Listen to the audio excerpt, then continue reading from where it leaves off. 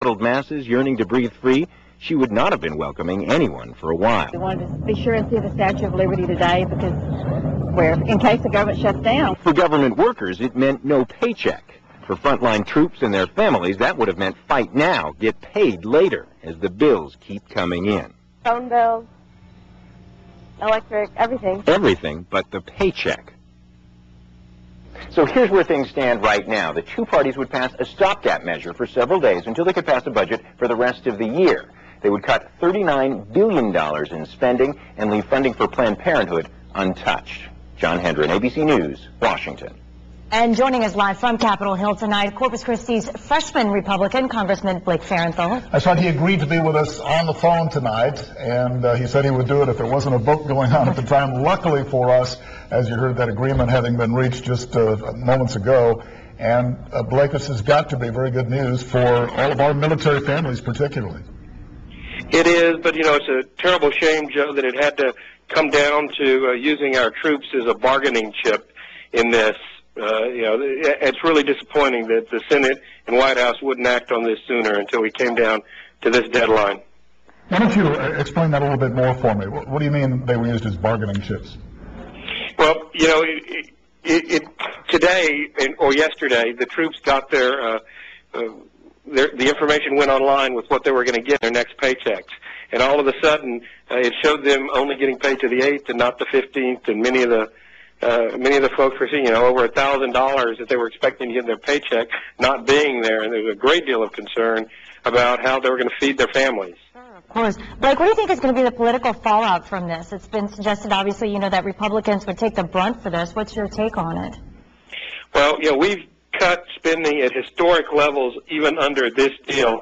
You know, we started at $61 billion.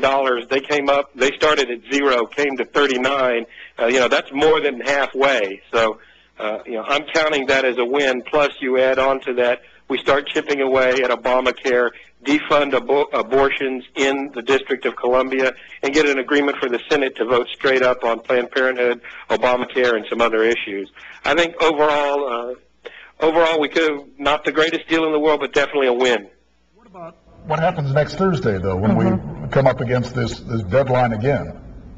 Well, the way it was explained to me, and we just got out of a meeting with Speaker Boehner, is we're going to go 5 days with $2 billion in cuts and no policy riders, and that gives them time to draft this agreement that was hammered out with the White House and Senate. And despite all the political rhetoric you hear in Washington, D.C., it's a gentleman's agreement, and I think it'd be very hard-pressed for the Senate or the White House to back out of it. Now, the question is, are we going to, you know, nobody is sure exactly how they're going to vote on the long-term one until we see it. We've only been given bullet points. We haven't been given a chance to read the bill. The devil is in the details, no doubt. But, Congressman, we appreciate you joining us tonight. I know it's been a busy evening there. Thank you. Thanks, Congressman.